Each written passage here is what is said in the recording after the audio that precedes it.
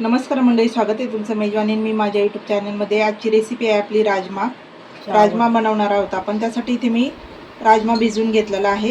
चला आता आपण याला कुकरला लावून घेऊया।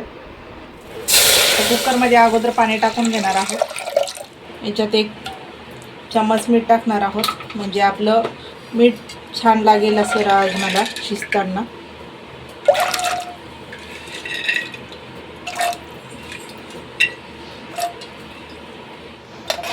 मीठाला एकदा छान असं मिक्स करून घ्यायचं आहे आणि लगेचच याला झाकण लावून घ्यायचं आहे। 4-5 शिट्ट्यामध्ये आपण राजमा शिजवून घेणार आहोत। इकडे ठेवली आपण कढईमध्ये टाकणार आहोत तेल।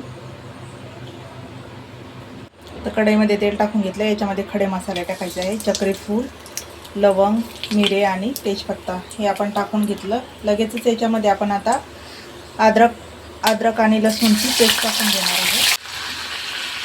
अद्रक लसूण आपला छान फ्राय करून घेतला आहे। आता आपण याच्यामध्ये टाकणार आहोत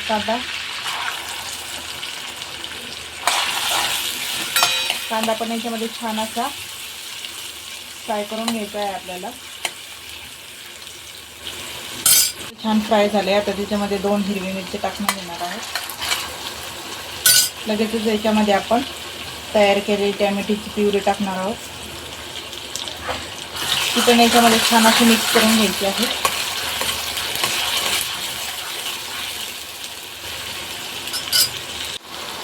त्याच्यामध्ये मसाले टाकून घेणार आहोत। लाल मिरची पावडर,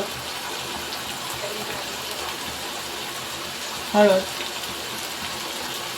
थोडासा गरम मसाला आहे इथे, इकडे थोडासा राजमा मसाला आहे। राजमाचा मसाला आहे।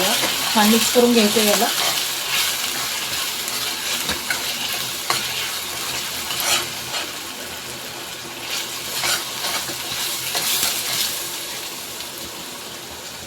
बघू शकता मसाला आपला छान आता झाला आहे। आता याच्यामध्ये आपण राजमा टाकून घेणार आहोत। छान मिक्स करून घ्यायचे याला आता।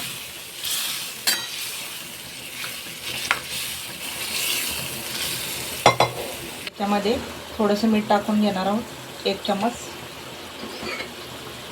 परत छान मिक्स करायचं आहे आणि याच्यामध्ये आता थोडंसं पाणी टाकून घेणार आहोत। तयार आहे आपल्या इकडं राजमा आणि इकडे चावल। बघू शकताय आपण राईस पण हा एकदम आपला मोकळा सुटसुटीत असा राईस झालेला आहे।